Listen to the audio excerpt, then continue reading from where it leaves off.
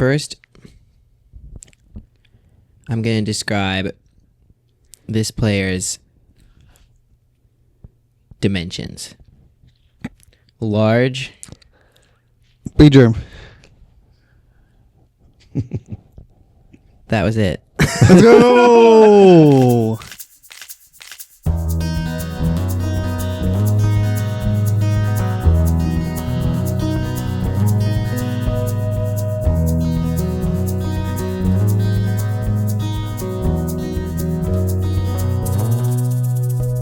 The fastest guess in the history.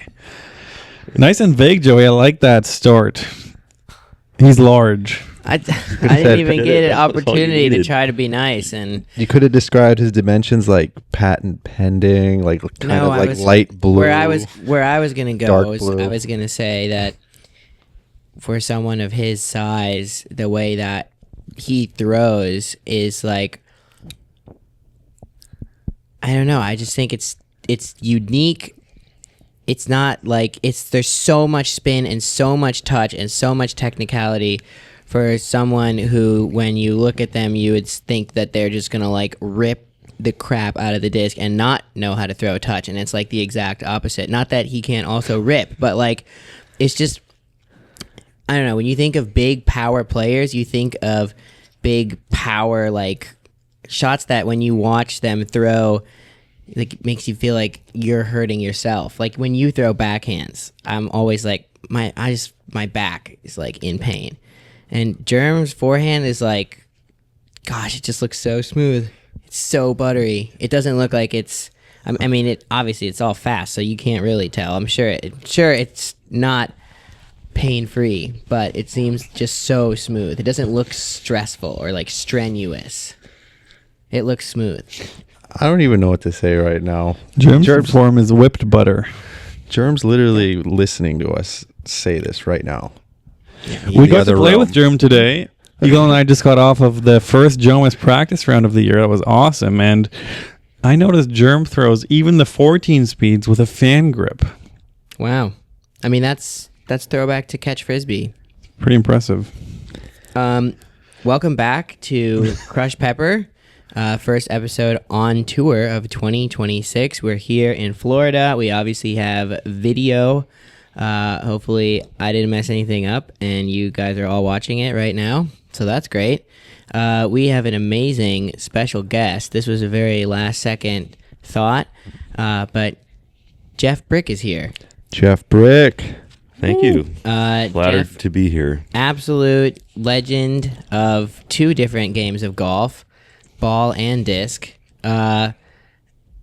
Came over with Germ and Simon when Simon drove over today, and I thought to myself, this is why we bought a fourth mic, so we can have cool, fun, special guests, especially people that we on tour know very well. We all know, like, yeah, Jeff's really cool. He's got great stories. But I would say people off the road, not on tour, like, I wouldn't say your average fan knows who Jeff Bryk is, but your average touring pro does. Well, speaking of that, we just walked into an Italian restaurant after our round, and I'm standing there with Yuli, Big Germ, myself, and Jeff Bryk.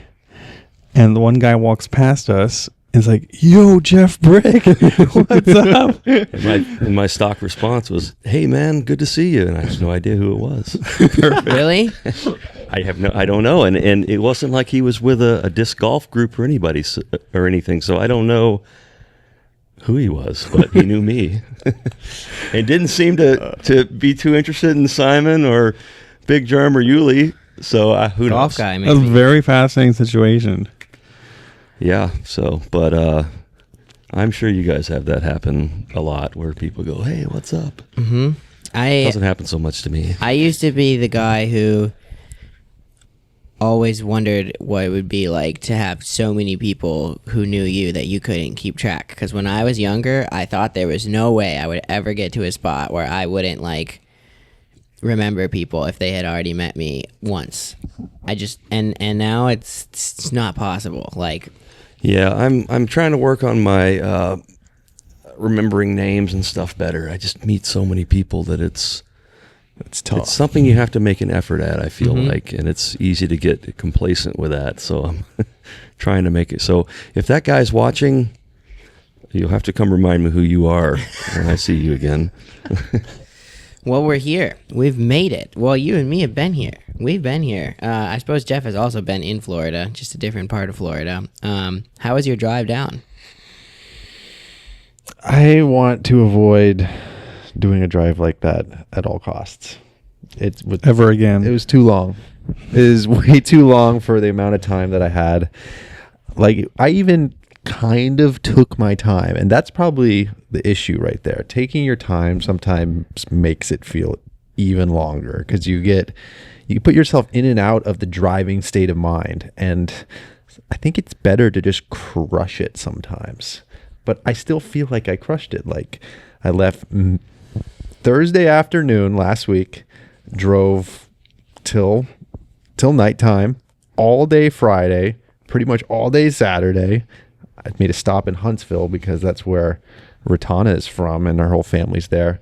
And then finished off the drive on Monday. But my gosh, it just such a far away. It's like, it's too much. It's too much driving. But I'm here now. Got here safely, and that's all that matters. Yeah, I think the U.S. is too big. That's my main statement. And I also think the Pro Tour should just be in one state. We just like jump around from course. Don't care. Whatever's the nicest. Kansas. And the speed limit should be about 100 across this country, don't you think? Like on those stretches of interstate, it ought to be just wide open, go as fast as you want. Unfortunately, my Autobahn style. my baby blue Subaru, she can't do that anymore. She can't go over 2,000 RPMs for more than, I don't know, 5 or 6 minutes without really starting to burn some oil. So, if I get to that point of a new car, yeah, for sure, I'm definitely going to be.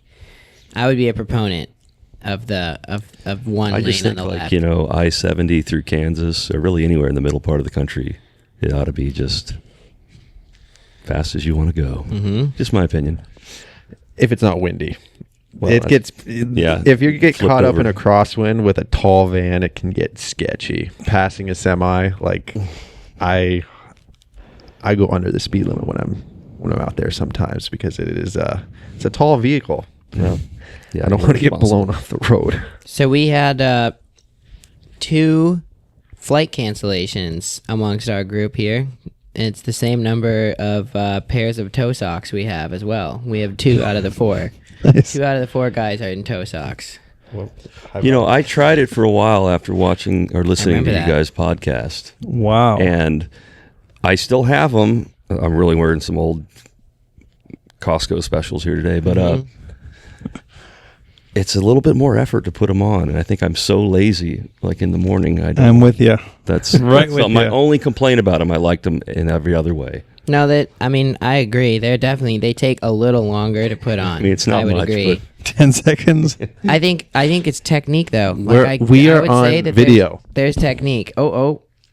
Okay, you must have straight toes. Yeah, no, Eagle has so much practice. It's a bit of He technique. messed it up completely. I'm botching it right now. All right, I want to give a quick little context on who Jeff is for the listeners who don't know, Yes. because I'm sure most of you know, but we, meaning me and Eagle at least, have known Jeff probably for about 12-ish years, 13 maybe. Maybe more for me. Beginning of our touring life, really. Jeff has been in disc golf for how many years, Jeff? Well, I mean, playing tournaments since the late 90s, but they actually built a course near my house in the suburbs of Atlanta. This would have been in the late 80s when I was probably 6 or 7 years old. My dad and I played. So I've been around it a long time, and I just got much more back into it in the late 90s, and met everybody. And so, And you were pretty good. well, that's a relative statement, but Yes. yes. Okay. To go back to like Eagle, I remember a young Eagle in Colorado. When Eagle, we played together probably when you were 13, 14, High Plains then, Challenge maybe. Yeah. So it was a little chubbier eagle that could crush back then, and it might have been about the last time I beat him, I think, playing with him. But and then I think you won Colorado States 2014 as a that was kind of one of your first big. That was an A tier big tournament in Colorado, and so I've known Eagle from the Colorado connection for a long time, and then I think actually Simon. I met Simon first in 2014 when you first came over here, and Avery was driving the rig, the Maniac around the Discmania RV, and you guys stopped by my house after USDGC, and that was the first time I met Simon, but I didn't really get to know him. And then Colton Montgomery used to always stop by the house, coming for the Hall of Fame Classic and all that for several years. And I remember Simon coming through. I got to know Simon a little better when they were traveling then, and I think that was right about when he met Natalia. I feel like it was a bit earlier than maybe that even. Actually, yeah, I traveled with Colton in 2017. Yeah. So that might be when we really got to And then know I think each that other. was maybe even pre-Kona. It was. They were traveling maybe the next year together in the van. It was 2018 was or in the RV. And so anyway, I think just organically it's amazing how things work, how you meet people, and playing disc golf and people staying at my house, just kind of got to know everybody. Yeah, and Same thing for Joey. You've obviously also, I would say, your friendships in disc golf span generations of disc golf. I would say the people that you're friends with might not even have met each other. I mean, there's a lot of guys from the 90s who you're really tight with. We ate earlier today with Yuli and Germ, Simon and I, with Brad Hammock, who I knew Brad taught me a lot about playing back in the late 90s, early 2000s. And then, all the players from that era, Kenny and, Johnny McRae and Barry Schultz and all those guys that you just got to know and play with over the years. So it's been an interesting time for me to be in the game, just to see that crossover of generations and just amazing players. That's why everybody always says, well, who do you think's the greatest one, Climo or Paul McBeth? And I'm like, look, man, they're both great. It's hard to compare eras, but I think you put those guys against each other, you flip a coin. It could be either one in their prime, Mm-hmm. So, comparison is the thief of joy.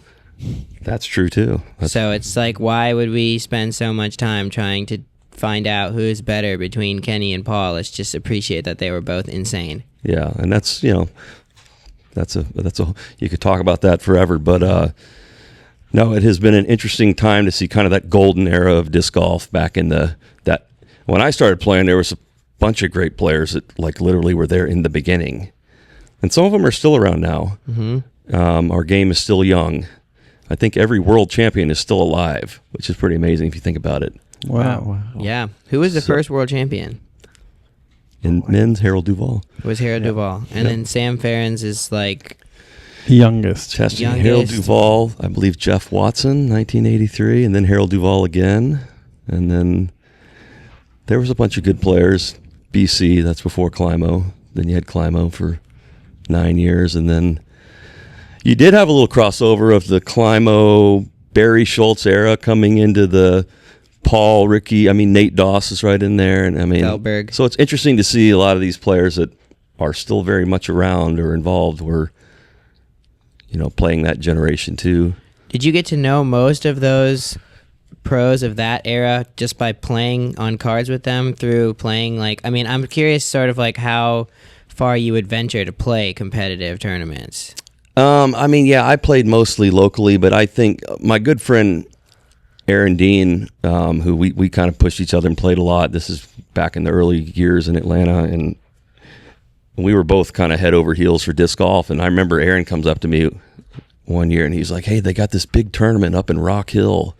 It's called the United States Disc Golf Championship," and this was 2001.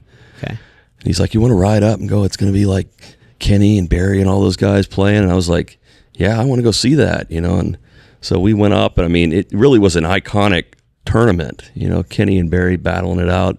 They had the '01 USDGC rocks, the CE rocks, which they were $25, and I bought 4 of them. I gave them a $100 bill, and I was like, "This is the craziest thing ever." And if we'd have all known what those would be worth, and I remember there was red ones there. I was like, "No, I don't want a red one. Who would want who wants a clear one? I want the yellow one." Dumb me, but anyway, no. I mean, it was just. What was the question here? How did I get to know these guys? So I think just being around the tournament scene and probably knowing Brad in the early years. You know, Brad was like a local player that was.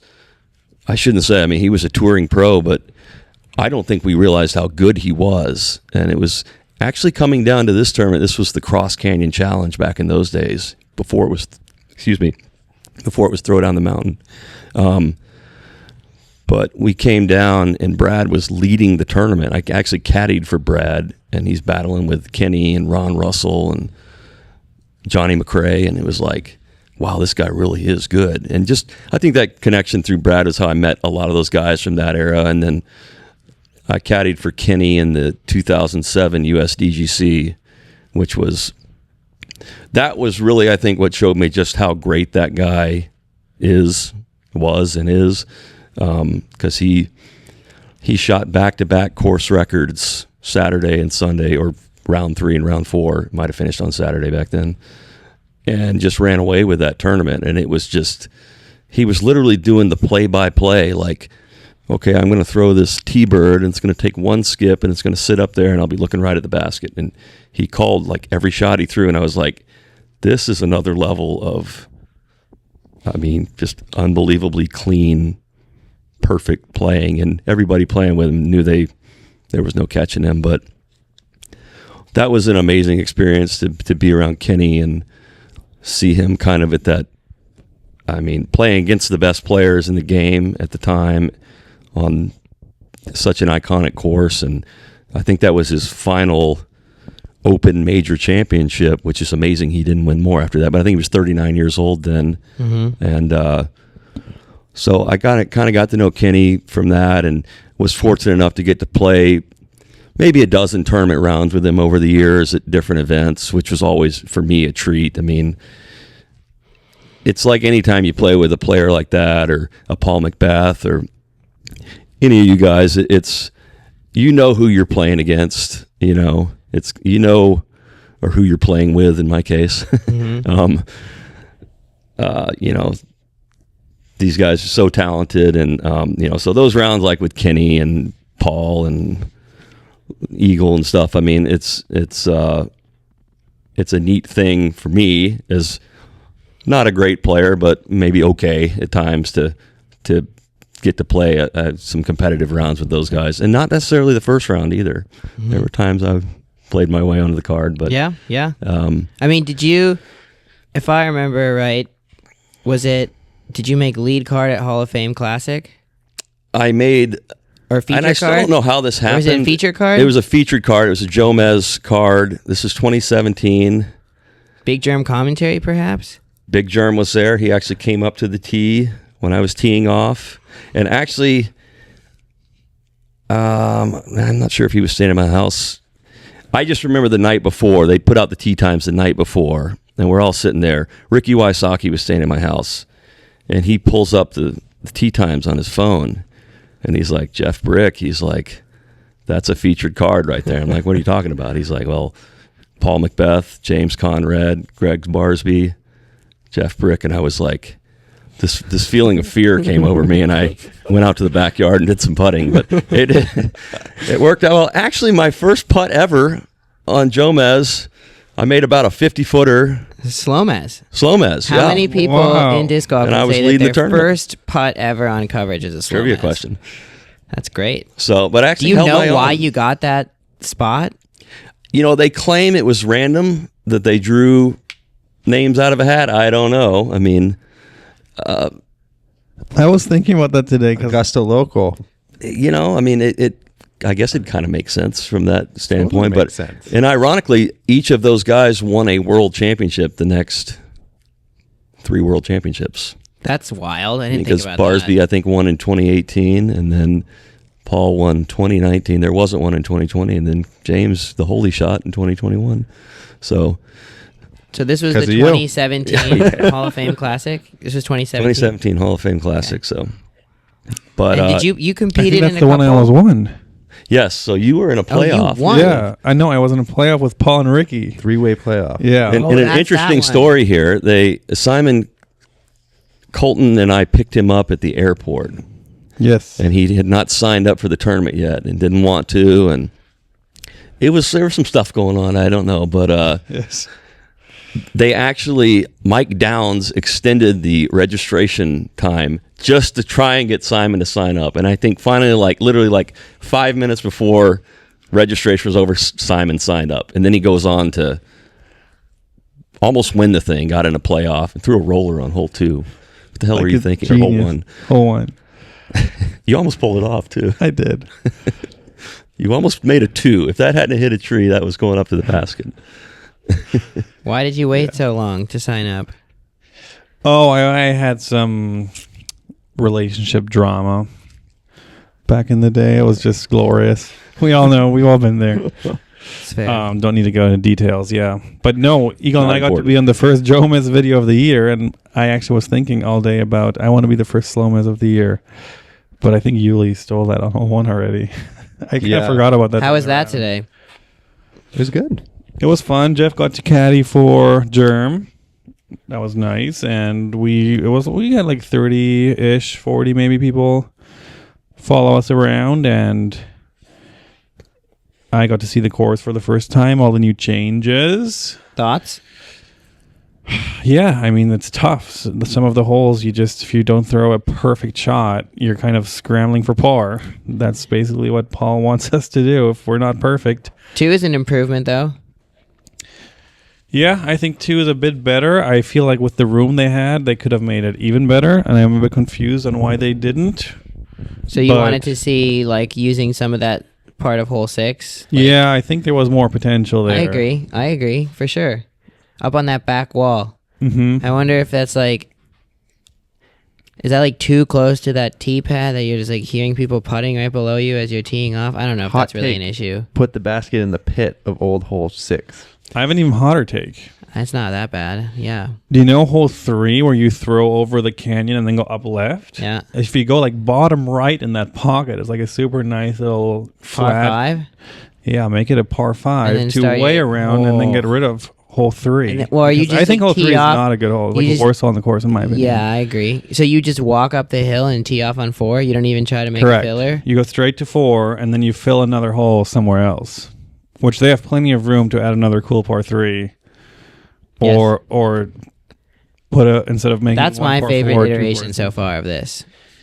Because that hole would be really Well, you just sick. play the valley the whole way. Yes. That's sick. Yeah, Yes. that'd be a great start. Those Mm-hmm. I also agree. I know they've been doing a ton of sawgrass trimming, Yeah, but I that stuff think they is need to do a brutal. ton more. I think that entire left side of hole 9 just needs to get cleaned up. There's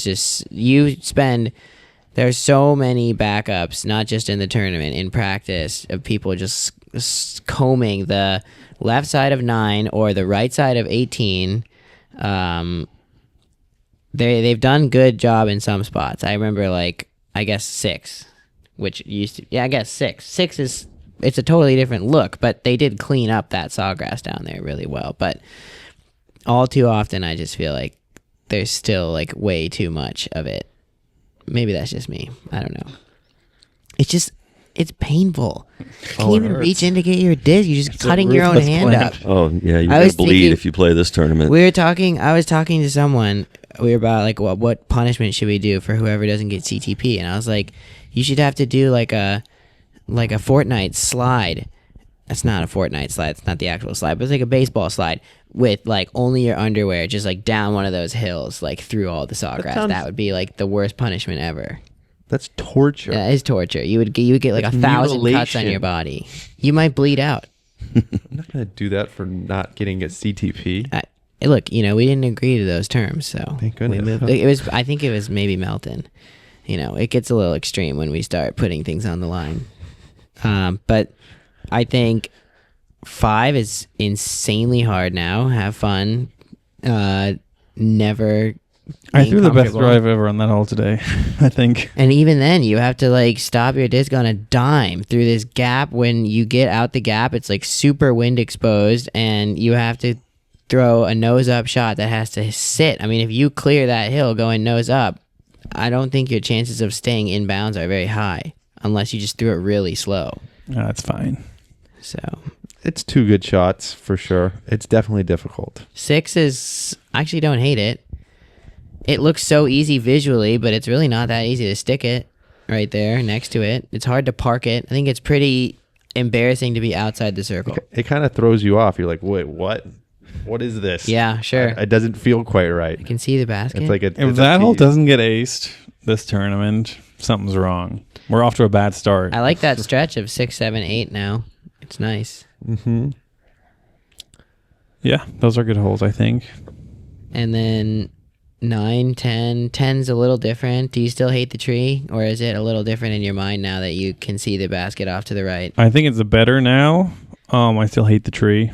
What about new 11? New 11, a new 11, honestly, to me, feels like hole 5. Another one of those just like Yeah. tricky, annoying, obviously not distance as much on 11, but I don't love the landing zone on that hole. I felt like I threw a perfect tee shot, and Eagle and I were rewarded with like a weird stance, slippery slope, kind of patent pending forehand. We had to kind of Was it squeeze doubles through the today? gap. Huh? was it doubles? Yeah, we played doubles against German Yuli. Did you win? No spoilers, Joey, It'll but be out already by the time this is out. what do the Crush boys do best? You won? Demolished. Let's go. Really? Yeah. Wow. What'd you shoot? Well, you don't want to spoil Yeah, everything for No, is but it it's Joe already watching out. it? Jomis. Oh yeah, it's coming out It's already tomorrow. out. Yeah, Yeah, you're it's right. already Go out. watch it on Jomis. Go watch it on Jomis. Okay, that's fair. Yeah, go watch it on Jomis. It was a good battle actually until back 9. New 13. I like it. Jerem, are you okay? New 13. New 13's pretty cool. Better than old 13. Yeah, on video I was a bit nervous about 13, but then standing there like, yeah, this is good enough. The last 2 trees you just kind of aim for that general area, I guess, and you hope you don't hit one of those 2 trees at the end. I don't love those 2 trees because if you hit one of them, you threw a great shot and just kind of got unlucky. So that's always a bit for me. Or I guess someone could argue that it's not a good shot if you hit a tree that's 400 feet away in the middle of a fairway. But whatever. Yeah. I mean, I like the full send through the trees. I mean, Yeah. Is it the a gap- distance driver for both you guys? Yeah, for sure. Yeah, I'll send a time lapse, I think. Yeah, I'm going trail, which trail goes really far. Yep. But the gap's tight off the tee, but it's a very fair size gap. So I like that hole. I'd give it a solid 7 out of 10, 7.5 out of 10. I feel like for what that area could be with that massive cliff and everything, it just could be better. I feel like I really think it could be. But it's definitely an improvement from last year. That whole last year was horrible. And that's the thing. Like, it's cool to talk about this course because of how good it is already, and just like brainstorming to think how can we make it like the bet, or not we, but the people out there, Kevin and then Paul and then McDonald. Yeah. Danny Danny McDonald. Yeah, I was talking to him actually today. Really good dude. They literally want to make it the best course in the world, it seems like. I mean, it's already close. I think it already could be. close. Yeah, it could already be there. So, I mean, well, I was out filming today in the morning with Anthem Disc Golf and Kevin Hoover, who's the DGPT photographer, and Paul McBeth. We're doing a new pitch segment to Disc Golf Network to add just a little more of a cinematic element into the broadcast. It's a great idea. Colin at Anthem Disc Golf is really great dude, really smart, very passionate, trying to just add a bit more storytelling instead of just action, like trying to just add a little bit of drama, like help to build the hype about some of these spots or moments. So we are on 18 on the right side that you don't want to be on, because I was just showing Kevin, K-Hoove, as he's known on Instagram, a spot up on that right side on 18 that you can see like everything from, and I thought he might enjoy it to take pictures from. And Paul was down in the bowl, and he said that their plan is to blow out like all the trees and grass on that entire right side, and just make like they want to put like a beer beverage cart, and like kind of make like a fan village over there. And you should be able to see, like, in theory, you can kind of see the T of 1, you can see 18, you can see 8, you can see 6. So that's a pretty great spot to be. And then you turn around and walk back into 16 and 17s right behind you. So, and the same on 13, right? Up to the right side, on the back side of 13, like the spectating opportunities there, the amphitheater that you could make. I mean, we talked about this a year ago. So it's pretty great. I love the course.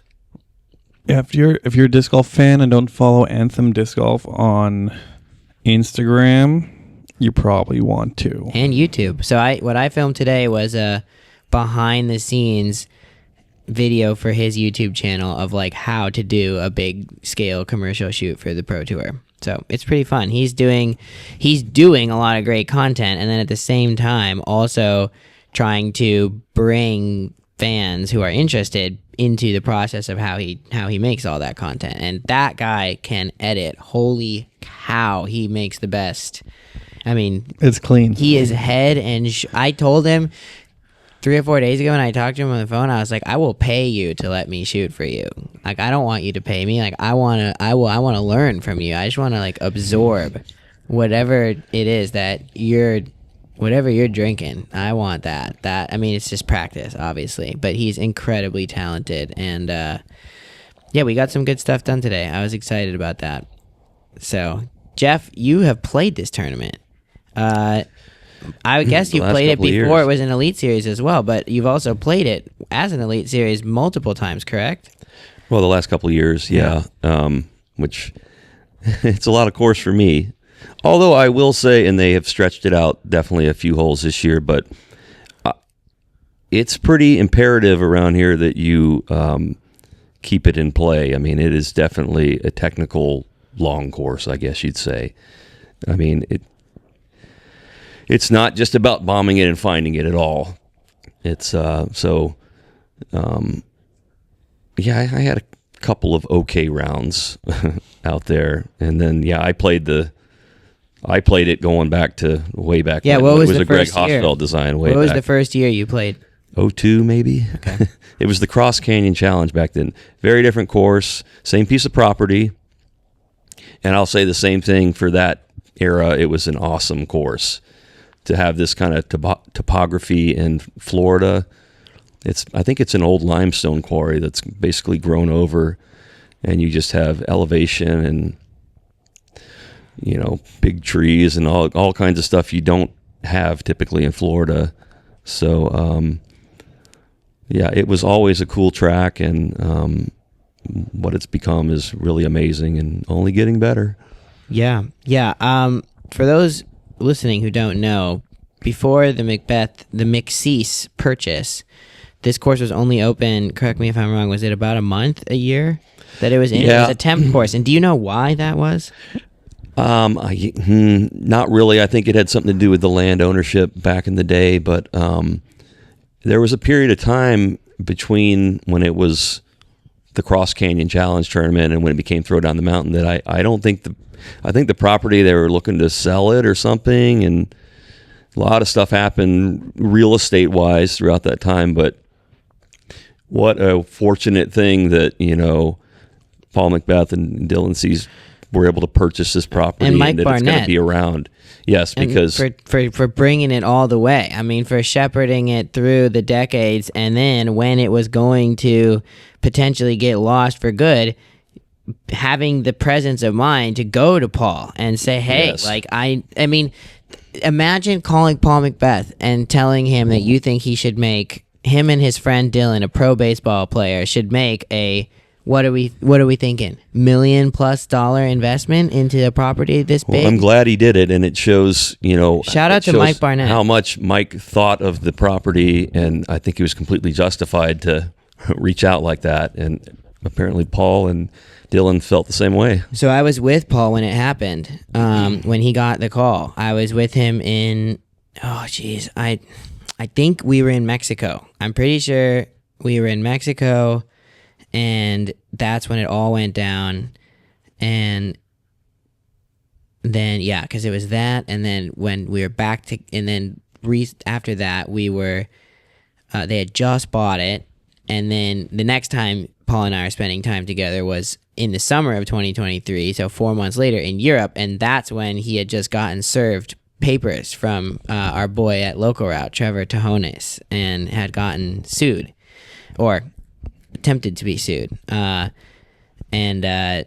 Yeah, that was an eventful beginning to the ownership of that property. But yeah, it really great that we've been able to save something like this. Absolutely. And I mean, I know Greg Hosfeld, shout out to old school 1987 world champion. He was the original designer when it was the Grand Canyon back in the day. And I know he was probably almost at tears when it looked like the property was going to go away. And he was very happy with the purchase and the redesign. He's been very complimentary of too, by Paul. So, do you think he comes out to the event? I don't know if he's coming this year, but he has been to the event in the past and has had a lot of good stuff to say about it because it definitely has a special place in his heart and probably most everybody who's spent any time down here. It's a very special piece of property.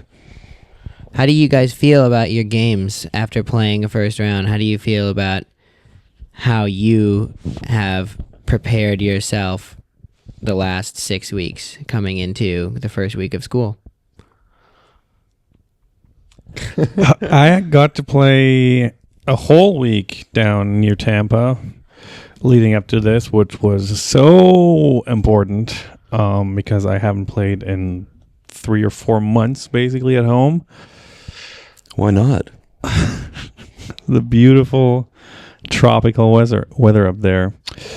But yeah, I felt like I was throwing okay. I had my fair share of misses today, but overall I'm feeling just so happy to be out there by myself and not have this YouTube thing hanging over me at all times. And I'm just excited to play. It's a fresh start. Hopes and dreams are alive. And hopefully my mindset can stay strong for longer than usual this year. And you've got the whole gang this week. What happened there? They stayed past their return day. I wanted to warm up for this event because at home I could not. Literally unplayable conditions. And instead of going alone, I thought, why not make a little family vacation out of it? And we've been talking about maybe spending off seasons in Florida anyway, maybe even permanently moving, relocating our whole situation down to somewhere south.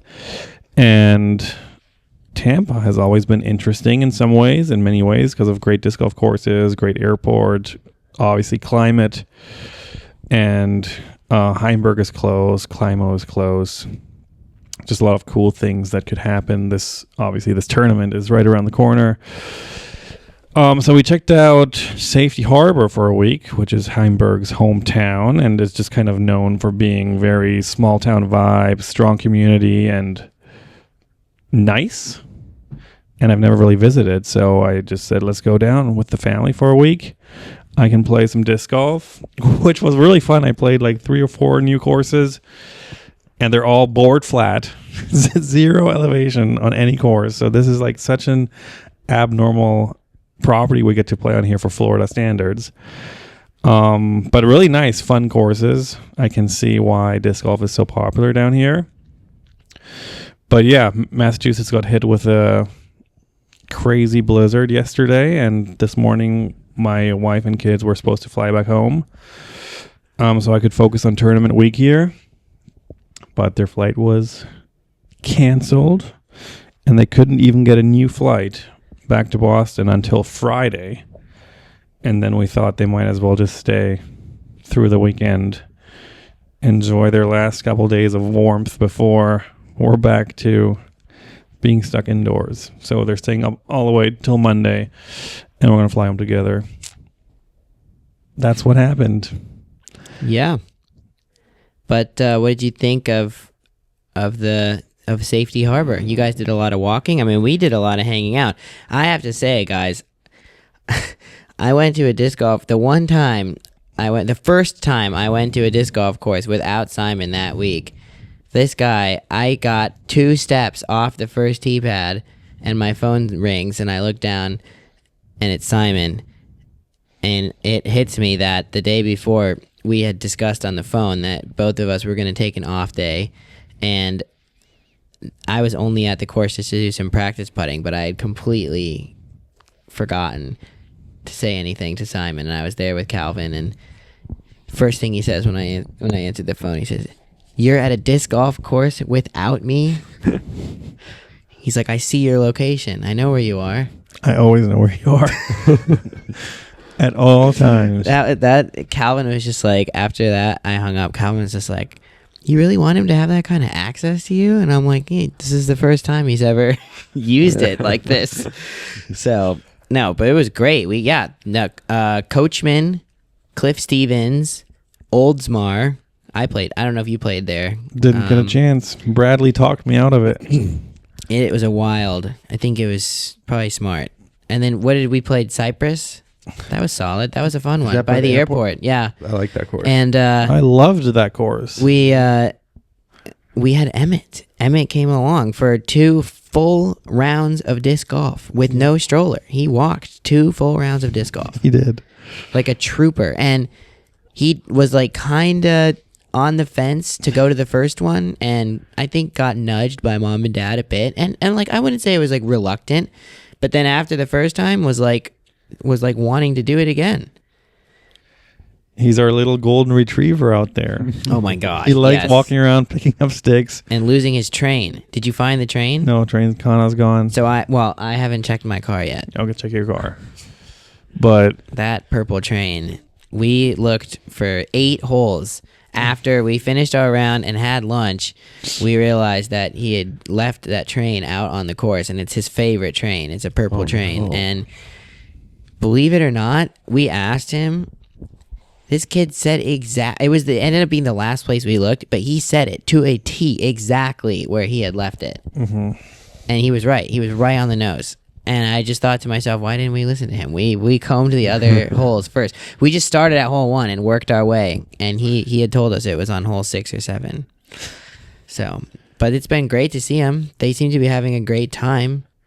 The warmth has got to be nice. But it just seems like every time I've gone out to do something with you guys or eat dinner, it seems like everyone's happy to be in sunshine. Eagle, how'd your game feel out there?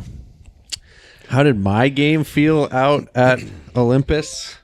Well, I have not been in Tampa this previous week. I have been getting my life ready to be back out on tour. And I was playing a lot of disc golf in the sunshine when I was in Hawaii. But coming home, I think I only got out to play like 2 or 3 times. And it was high altitude, and the courses in Colorado are just different. The carryover is there. I mean, it is worthwhile practicing when you're in Colorado, but it is a different animal. And like I said, a lot of driving. I was definitely rusty. What I was happy about today, my improvement from Monday to today, Tuesday, when recording this, was substantial.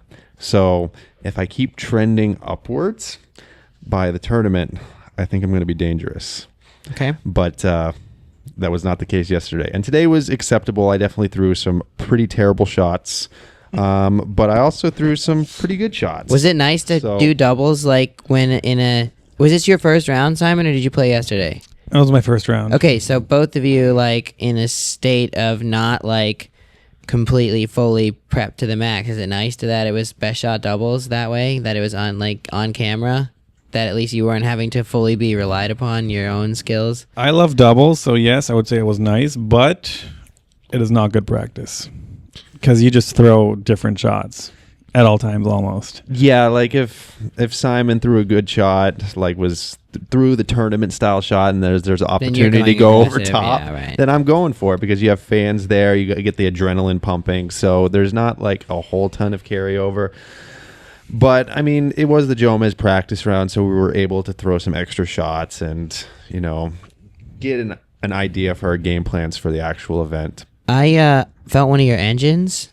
Holy cow! Those are freaking nice. Holy cow, I'm dude! kind of shocked. Cal Lonnquist came up to me gave him bubbling to you. about an engine, and when Cal Lonnquist comes to you talking about a distance driver, let's just say this: he is a snooty, so it doesn't matter who he's sponsored by. If he doesn't like a driver, he's not going to talk about it. If he likes a driver, it doesn't matter what it is. Like, I was impressed, and then I felt it, and I was like, wow, this does not feel like those Chipmunk engines that I felt at Maple it's a Hill. completely That different is not disc. the same disc. There's magic in that disc. And are you throwing it in? Is it in your bag? It's my go-to driver. Really? Oh yeah, I don't have a dimension in the bag right now. Like, So that's the slot. It's it's- that stable, it's surprisingly overstable, but not too overstable. like at least from pushy, what I'm pushy seeing. stable. It's perfect. How for did my it forehand. compare to like Cloudbreaker 1? Oh, you could say this because you're not on MVP. Yeah. I'd say very similar. Okay. A little bit more overstable, Okay. but not much. Yeah. Like, they're gonna season in and they're gonna be perfect. Yeah. So for your power level, it's like nice, and like when you rip them, they flip. Yeah. So a good example is hole 9 at Olympus. Yeah. Like, I'm throwing that. Highs are flipping it just a little bit, maybe getting a teeny bit of drift, and then swinging back. Did to it the look left. that much different to you guys with that tree gone? Yeah, that right gap is clearly more open, and I feel like now with more confidence, you can just kind of chuck it at the trees, and you'll miss it left or right, and you'll be fine. But I still think the rest of those trees are they like what? Is it good that there's the rest of them are still there? I don't know. I've never thought that was a good hole, but I I like think it the would be a idea good of hole the without hole. those trees. I think it would be Yeah. a good hole. Take away those I think trees. to make it actually good, the tee pad needs to be up another like 25 feet Like, because it is a send to get up on top. but you take away those trees, and then all of a sudden now you have in my Paul opinion, the Ulibarri reason threw why 4 of the exact same shots, so crazy. consistent, and he hit the hillside every single time. Like, I think they need to bring Yuli out there, and he needs to be able to rip a shot as hard as he can and barely get up to the top, and that's where the tee pad should be. So probably 25 feet further in front. But there's not really a space for that there. how far would you say Yuli throws? far enough. Throws Far enough. You think he throws 500 feet? with the tailwind. Yeah. Tailwind and a 165 nuke. I think that hole is a send it hole, but with those trees, it's technical because the line is tight. You can't. You can get there? I would have gotten there on. I threw the best submission that I have given that hole with a cloud breaker down the left gap, and it hit. It was gonna go over the little like green branches sticking out from one of those trees, and it just hit it. And it hit. It like took a ton of speed off it, but it still went. Like, the reason I think it would have made it is because it took a ton of speed. It like air bounced it, and it still landed like way up on the hill. So I thought it was going to clear it for the first time. Wow. I was feeling stoked, and then that's maybe where some of this tree stuff is coming from, because that's what happened. So A lot of long throwers actually lay up that hole. Just pretty. That just gives you an idea of what a full send it is to get up there, even for a really long thrower. what are there any holes on the course that are like similar to? Is it 15? Is that the only one that's been there for a long time, or is there any original or something that is similar Hole shape? 3 seems I like think it's 3 been has been there a forever. while, but everything's very. I mean, I didn't play in the throw down the mountain days. It was always a work conflict there for me, but so I can't say how many of the holes are similar to that period of time, but it's all different from what it was, in the early years. One thing that I think we need to ask Jeff about. That's where I was going. This is where you're going? Yeah, I think that it would be very criminal of us to have Jeff on this show and not talk about the main thing that you do in your life, which is the other version of golf. Could you just give us I think we'll all have questions for kind of what you're doing now these days, but just kind of like, I'd love like, I don't know, a minute or two of like your journey through golf to where you are now. It's really Ball golf. sit back and relax, guys. I could tell you, but I would have to kill you. No, I'm just kidding.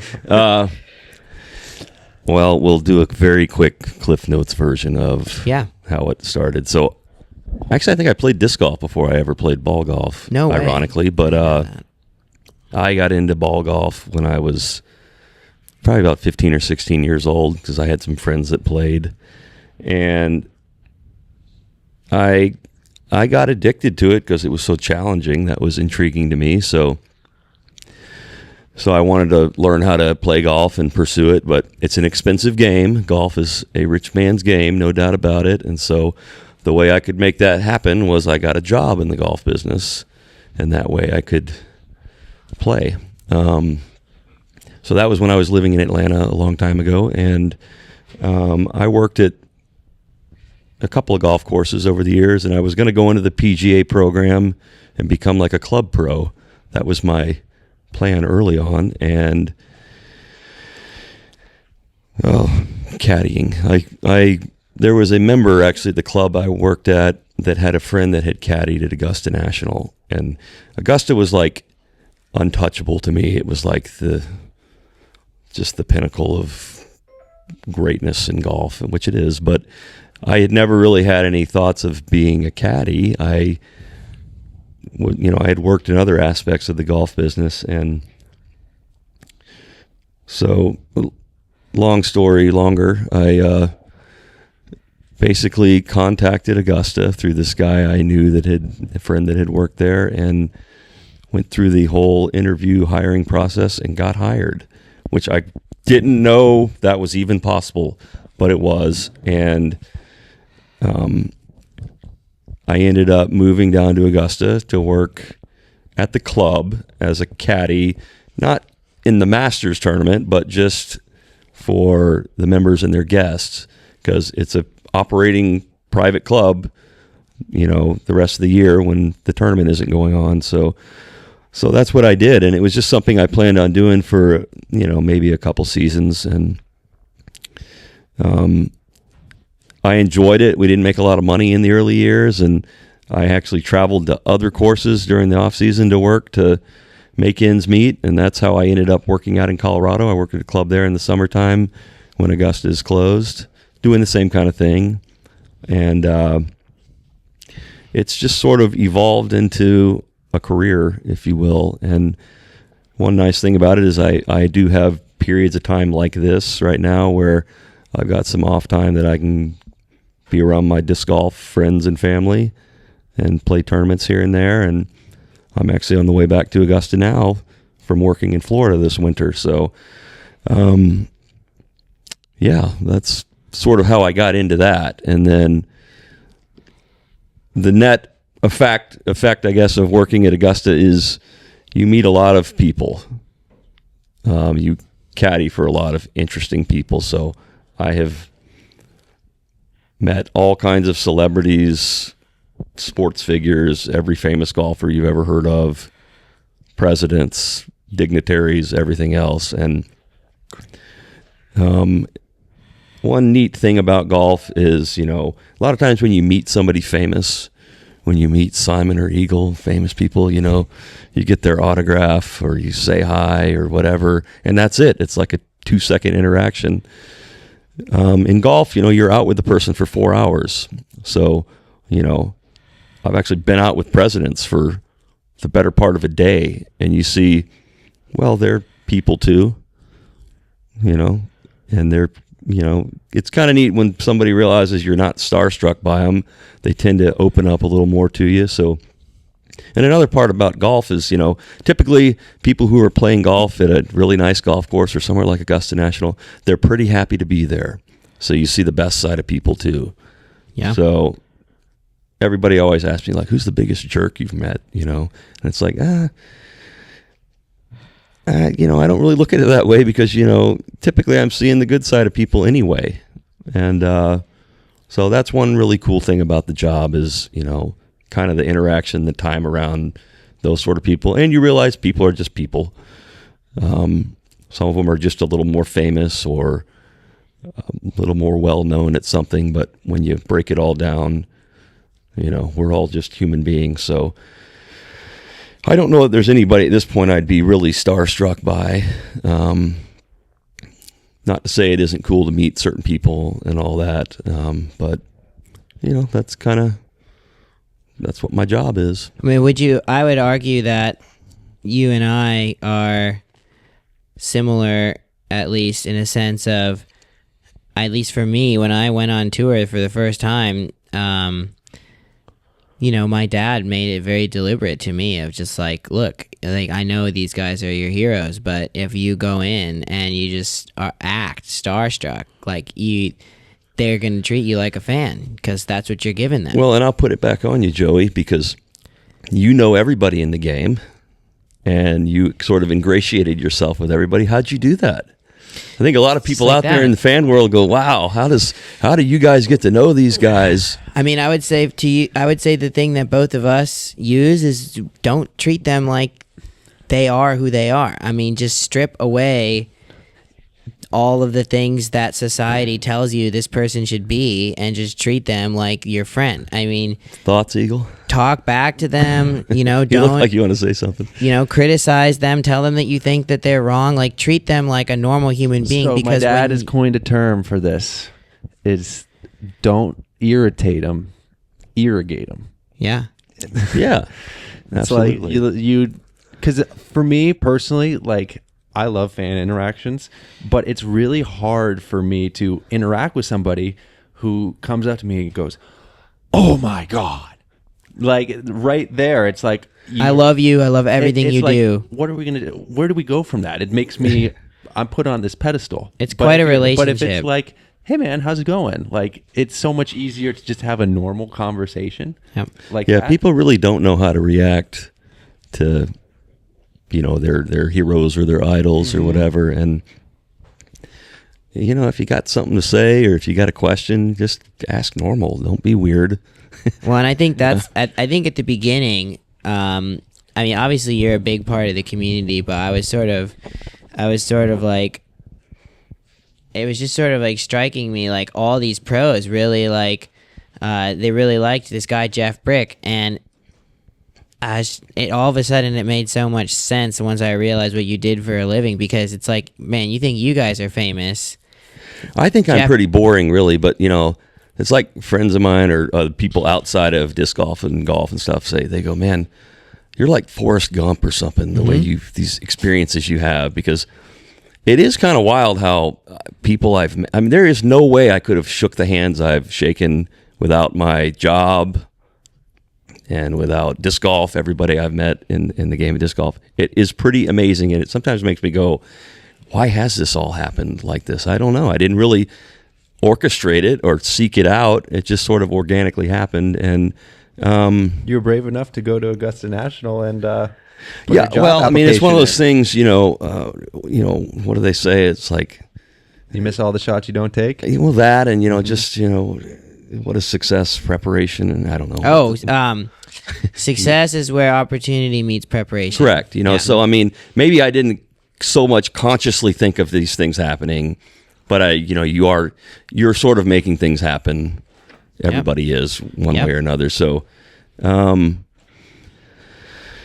it's been a very cool thing, and I don't know, Simon. Like I said, I think the first time I ever met Simon, we didn't really get to know each other, but then stays at the house and find out, hey, Simon's a pretty chill guy that likes to go out and play pool and have a beverage or two and eat food and stuff like that. But I would say I like that kind of stuff too. Most guys like that kind of stuff, right? It's just can you put the fanboy in the closet to like get past that? Because it's like, I don't really.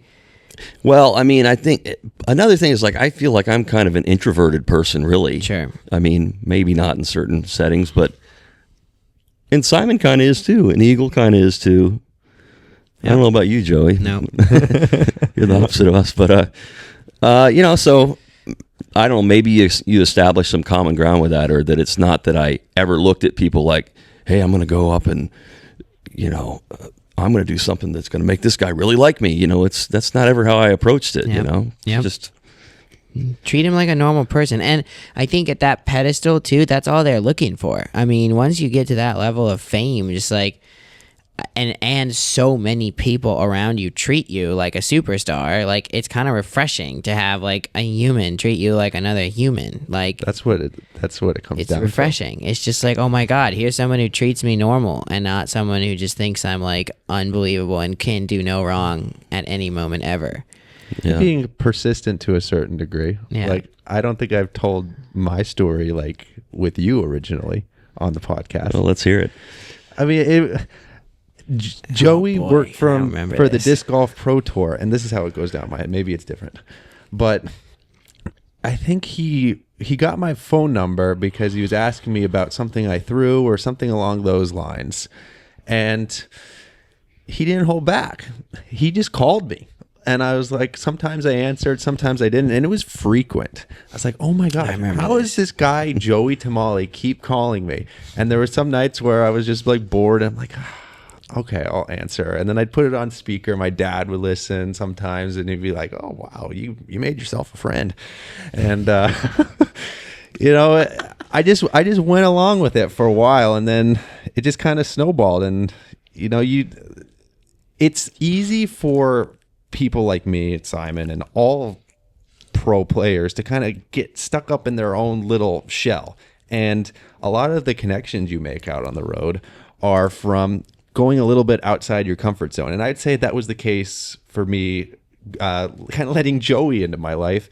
And I mean, as time went on, I mean, he became a really good friend. And, I think in 2021, like November of 2020, we had like 1 or 2 phone calls where you talked a lot about the media stuff. Mm-hmm. And that's You helped where me it out. really, I helped you buy stuff, and then that turned into Eagles Vlogs the next season. And that's where like, it really deepened from there. And then that was the year I really met Simon for the first, outside of meeting him, me filming on the lead card and him playing. And then that turned it was into, OTB. I remember you were kind of nervous because you didn't really know Simon. outside of that COVID vlog at BRP, Yeah. where my entire like Simon worldview got shattered because I just like, what I've come to realize is just like the off camera Simon is like that's the Simon. That's why I wanted to be friends with him. It's just not it's just not the YouTube Simon. That's PG. Like for like 7-year-olds and under, and I don't think that's a bad thing at all. Like it just like it's just that I like of course you can't give that side of you onto a YouTube channel. So like how was I supposed to know? But I remember that vlog at Blue Urban Pines 2020. I was just like, oh my gosh, this is not the guy I thought I knew. And then after a year, I was just like, that line of this is not the guy I thought I was like meeting switched over to like, this guy's like cooler than the dude I thought I was going to meet. But at the first few months, it was so much of shock to my system because I had watched so much like content, and it just like, I think you build up an expectation. I mean, I think people meet guys like you all the time at tournaments and they feel like they've known you their whole lives because they've been watching you every day That's for very years. true. People see personalities on social media. I get them mixed up. Like if I'm watching like a Ezra or a Goose vlog and I see him in person, I'm like, oh my God, I feel like I kind of know them. But then it's completely different because it's an extension of who they actually are, but it's like, it's not them when the camera's not on. Mm-hmm. It's interesting because all disc golfers carry this persona with them on the course. Yeah, well, and I think like, I don't know, I think it also just depends. Like, I think, if you're like a total clown off the course, like, okay, like a Paul McBeth. Paul McBeth is really funny, I would say. Like, Paul McBeth is not serious, in my opinion, when you're not, like, I would not call him a serious person. I would also say he's, like, pretty, at least at this point of his life, like, extroverted and outgoing. And, like, when we're hanging out, not working or anything, I mean, he's, like, popping jokes. That's what he wants to do. He wants to laugh. Like, that's his goal.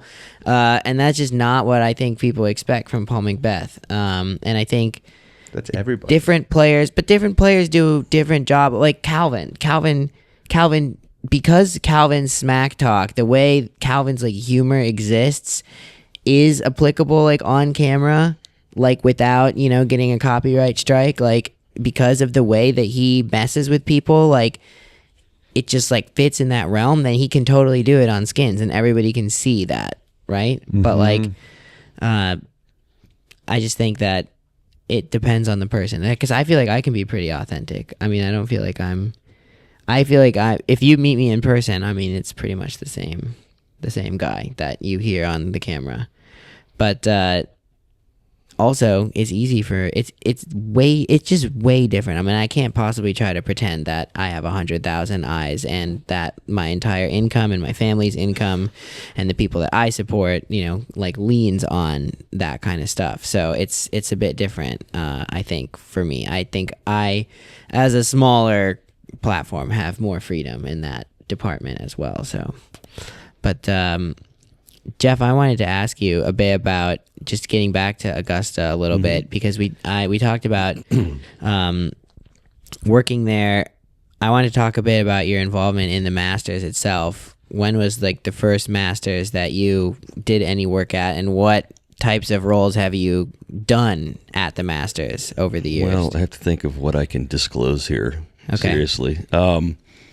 I first started working there in 2005 at the course, but actually I had a roommate at the time who every year worked kind of as a standby caddy during the tournament, I guess you'd say. And basically what his position was in case something happened to a caddy, or if a player needed a caddy, which does happen, that was what he was there for. And he basically invited me, this would have been 2008, to work Masters Week in that same kind of capacity. So that's really when I got involved with the actual tournament. And without going into too much detail, yeah, I have caddied in the tournament a few times, and I'm very involved every year with the tournament, which is a neat experience to have. It's amazing to see an event that is run like that. It is just second to none. It is everything you hear about it and all the accolades it gets, it deserves. It's truly an amazing sporting event. And so even to be just a very small part of that has been a great honor in my life. So, without getting too detailed, because I'm really not supposed to, that's kind of how that's, how that's been. But yeah, I definitely am allowed a little bit more, I guess, VIP or intimate access to what's going on tournament week and everything. As you should, because you're a part of the staff of the course. I mean, you're and I mean the other side of that, the other side of that I was going to say is, when players do come in, like about this time of the year, the Masters is in first full week in April, so it's coming up in 6 weeks or so. And so you start having a lot of the players come in to play practice rounds, especially early in the week. They may be going to a tournament that week, but they'll come in, they'll fly in Monday or Tuesday and play a practice round. And it's local guys like myself that are, I guess have the seniority or the ability or whatever that caddy for players when they come in prior to the tournament. They have to use local caddies. So, that's another part of the preparation, that I've been involved in with players and stuff. It's pretty fascinating to see how seriously they take that, and to be a part of that is pretty cool. You're probably the only person in the world to caddy for both the best golfers and disc golfers in the world. Yeah, I mean... Do you have like a top 10 list or like a top 5 of like the biggest, like if you were like going to name drop people you've caddied for in golf? We'll just say all the top players you've ever heard of. That would include Tiger Woods, Jack Nicklaus. Name it. You go down the list. Mic drop. That's pretty cool. And think of some of the more recent presidents of the United States. They would be on the list of famous people. Michael Jordan? I have not met Michael Jordan. I know he has played there, and that's all I can say. Okay. Michael Jackson. You've also caddied for one Simon Lizotte at one United States Disc Golf Championship a And few World years in a Championship row. or And a two. world, yeah. Yeah. Simon, tell me about how that all started. Wow, I don't even remember when it all started. Probably Hall of Fame at some point. Maybe, yeah, probably a Hall of Fame. I remember I played with you in the Hall of Fame in one of the rounds, the first round. But yeah, maybe Hall of Fame, maybe Champions Cup when they were having that at IDGC, which I feel like you went way I further think we'll back. be with that. back. Yeah. at some point. So, oh yeah, of course. No, I think we go further back than Champions Cup's existence. As caddy, I feel like we've been doing this for Yeah, so long. USDGC probably. I mean, I caddied in a bunch of those for you when you finished not well and when you finished well. So I've seen. What's your best finish as a duo? We don't have a win, but I know you finished third at USDGC. You finished second at Dynamic Disc Open. That one you should have won. Yes. And you finished at Worlds in Lynchburg. You finished, what, seventh? Eighth, I think. Eighth. That tournament, I feel good. like you could have won. I was very close to being I very think good. you had that more week. birdies than anybody in that tournament. That was really a bad rollaway or two, or maybe a weird basket on the side of a hill type rollaway away from winning a world championships there. So that was fun to be kind of I don't know, fly on the wall for the great Simon Lizotte. Yeah, how much chatter goes back and forth? I mean, you don't have a lot of caddies. Can I answer that? It was to Well, both of you. It was to both of Go you. first. I think Jeff is obviously he's a professional caddy. It doesn't get much more official than that. Being It's different in disc golf and golf. I Of will course. say that. of course, yeah, Very different. yeah. You don't have to like read greens. Well, it's no yeah. I mean, the distances concept perfectly. of par and things like that are similar, Yeah. but beyond that, it's just a different different job, I'd say, as a caddy for disc golf. I think it's more about there's definitely an element of moral support for a player, or depending upon how well you know the player or their bag, there can be some discussion about shot types and stuff like that. But these guys all know how to play. I mean, it's more about carrying the bag, being there, in other words, for whatever that might mean. I see a lot of times where I see a caddy that's like over talking with people and their players like, hey, I need something, that's a big no-no. Am I, especially in my disc golf caddying book, if you are caddying, you need to be there for your player. You don't need to be talking or dancing around or doing what, you need to be right there just so they can grab a disc, that's. And you can talk and dance around just be there when they need you, right? I mean, it's not like they need to grab a disc out of the bag at every waking Typically, moment. assignment interaction with me would be like, he would say, I'm thinking about throwing the shot up over those trees, impossible shot out over the lake, and then it's going to reappear over there. And I would say, well, like, why don't you just maybe throw down there and then just throw up and make a birdie that way? And he would go like, okay. And he'd go, no, I'm going to throw the other one. So that would be, that would be. I don't think I'm a very easy player to caddy for, and I think I've come to terms now, finally, that maybe it's better for me just to play for myself. Simon doesn't need a caddy. I mean, that's the answer to that. He doesn't. But, and yeah, it's tough when any player's having a tough round or something's not going right. That's a difficult situation. I don't care who you are. Sometimes there isn't anything you can say. Most times there isn't. Did you say anything to Kenny ever? Was there chatter with that? Kenny was unique in that his execution and level of play, the times I have caddied for him is maybe I'm biased to a degree because I saw it firsthand, and that's why I think he's the greatest. No slight to Paul. Yeah. But Kenny was so keyed in and not bothered by anything going on around him. I just remember him going, okay, I'm just going to play kind of conservative here in the front nine and let the other guys make their mistakes, and then I'll have a big lead and I'll go 8 under on the back nine, and he would do that, and just calm as could be, like a stroll in the park. And that was amazing to me to see just how confident that guy was, that like not a care in the world, that here we are, in a major championship, and he couldn't be more relaxed. So yeah. And this marks basically the 1 year anniversary since he kind of made pretty much a return into the professional limelight, at least in person at this event last year. And we're so lucky. We very are happy to see Kenny present lucky. in the game again. Yes, we are so lucky. I mean, obviously he took his time away, and I think now he's back for great reasons. And like, I mean, Paul saying it when he won Worlds in 22, and I mean, that, for me, that was like the cherry on top. I mean, you win your 6th world title, and one of the first things you're saying is that you want Kenny back in the game, and like, it's just great. I mean, we saw him at Disc East. Yeah. I would say, like, I'm honored that we're on a first-name basis, and I played a couple rounds with him.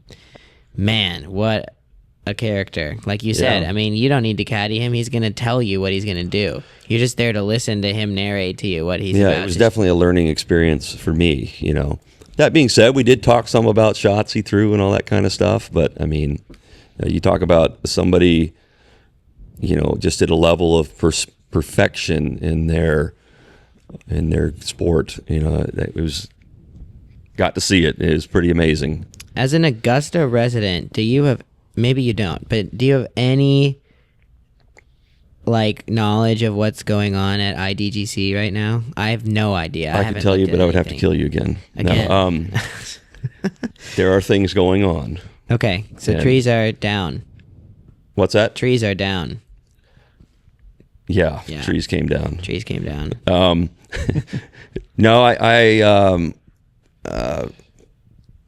think good things are happening out there at IDGC, Okay. and I look forward to seeing it back, hopefully sooner rather than later, in a very good capacity. Okay, good. Yeah, I mean, Jackson's was one of my favorite courses, and I mean, it's just I think sad. a lot of players enjoyed that event, or the events that have been there over the years, and just the property and the course. It's another one. It's another piece of property that, not unlike Olympus, is a great venue, a great piece of property for disc golf. So I look forward to it coming back at some time, hopefully sooner rather than later. I remember Isaac driving out of his way with his dad in the off season just to go play it again, and he made a post about it. And yeah, I mean, it's one of those spots where it combines an amazing, beautiful property with disc golf history, and this is another one of those spots this week. So, Yeah. Simon, See? could you wine, dine, shine for Can I us? whine? Eagle, I got please. wet- I got Wine. wet laundry that I want to tend Well, to. let's let him wine, and then we'll need to dine wine? our way out. I don't need to. I could. I would like you to. do like a quick wine, like a sip of wine. No, All right, this is a spontaneous one that somehow I just remembered that I wanted to whine about this. Simon Wines. Hey, Simon Wines. This is a wine dine combo. Have you ever eaten like a thick salami? like how thick? Just like, when you go to a grocery store and they have these like big salamis you can slice up and you eat them like with cheese and grapes and stuff, like Okay. a charcuterie Summer board style. sausage. A summer sausage. That's what I would call that. Anyway, you cut them, and often they have these freaking balls of pepper in them. And I just, like, is there anyone in the world who bites on a piece of pepper and is like, that's awesome? Or like, why are these, me. why is there pepper in salami I like love that? You love that? Yeah, Oh my God. I'm pepper's like, the best part. what? I always like, with a fork, peel out the pepper pieces I love peppered stuff. before I can eat. I like pepper too, but not like a freaking, Like a peppercorn? yeah. Oh, okay, I can see where you come from. I wouldn't mind. Yeah. Like it ruins the I wouldn't- experience. I wouldn't Like, complain. is it necessary? Does a whole peppercorn like enhance the salami to a degree where it's worth the misery of biting on it? What's the misery? Like tooth pain, or It's just a taste? spicy, and it's the flavor like sticks in your mouth for like the rest of the day. Okay, that's it. Okay, we can Oh we my can call it a gosh. podcast here now. That's a podcast, everybody. What's the name of it? What do Don't we call it? Time to dry. Don't irritate them, irrigate them. It's a long title. Well, what did It's you? an What important- did we it's an- say though? Did we say time to dry, or what was it? My vote's don't irritate them, irrigate them. That's a very important saying That is a very important in saying. life, I feel. Okay, I'm in. Don't irritate them, irrigate them.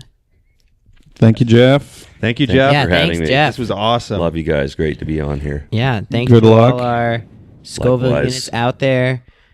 Keep sending us awesome emails. I still read every single email that comes in.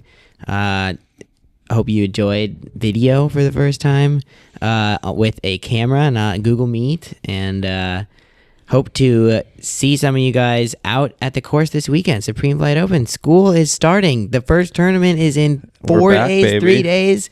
All three of us are competing. How about that? We haven't had that happen in a while, especially at the Can't start wait. of the season. So, thanks for listening, guys. Thanks for listening. Until next time, keep on dreaming and peas and carrots.